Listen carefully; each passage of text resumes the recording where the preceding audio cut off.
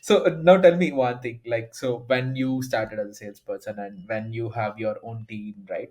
So what was your approach to addressing the customer objections, right? So one thing is what you were selling is new in the market, which it's not that which existed, and then because it's a health space, health tech Hmm. product is not easy, or probably you have to train a lot of, I mean, you have to basically sell to doctors there and which is a Hmm. challenging thing because they already know what you are trying to sell. So how did you address this whole customer objections, and how did you train your team, and how did you take it forward there?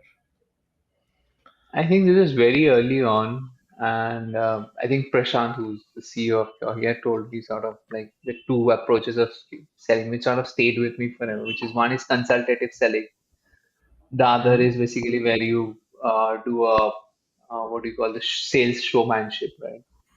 Mm-hmm. And I don't know, it just one is basically where you sort of try and understand what is the problem and sort of try and sort of be a consultant to the client, and the second is where you sort of say this is a product, this is going to solve the problem and all of it.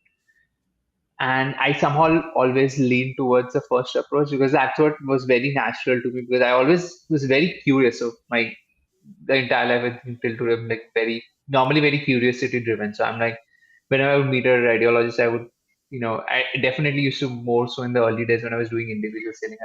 I would always start with what is your problem? Like, tell me what is your problem, and that always gave me very interesting insights because I just loved that conversation. I actually loved having a conversation with the radiologist. I was actually eager, curious to meet someone and understand what are they doing on a day-to-day basis. Where does the person's time go? Like yeah, because I was not really genuinely as bothered about selling a product. I was as much bothered about like just understanding how the person looks, behave, like not looks, how the person behaves, interacts with screen. Where does the person spend more of the time?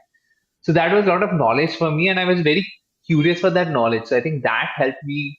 So that process actually leads you to understand that what is a customer rejection like? What I mean, at the end of the day, what is why does a customer reject a product?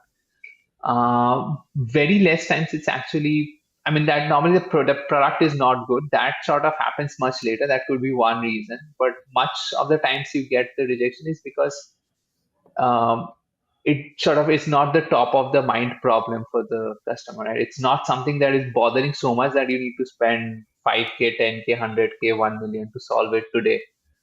So that is what I think I learned. And my biggest, again, teaching back to the team was also this, that I think over time, I realized that, so, going back to your earlier question, right, what did people, projections when they were off, right? And what could be a reason? One of the major reasons I realized that obviously people do not realize what is a no, right? Mm-hmm. And because they're not normally looking for, because as a sales guy, you're very optimistic, hungry. So you're always looking for an yes. You're looking for that slightest hope that this person is likely to give it a shot.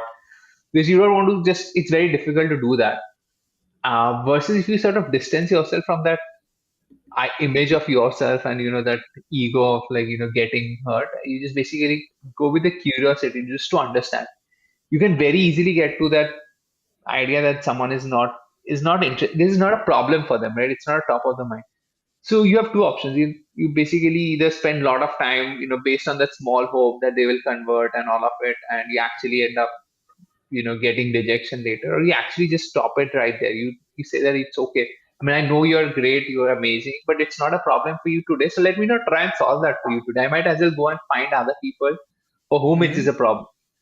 And I think if you take that approach, I think that was the biggest, again, another thing took me a lot of time to, I mean, took me time to understand that this is what a lot of sales guy on the ground do not understand.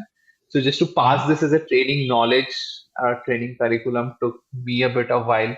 And I still do not know what is a right way to sort of, make, because this is a lot of judgment experience normally teaches you to Yeah. understand when it is a no versus, because it's very easy to sort of be in that process 7 months, 8 months, 18 months, I don't know, 24 months.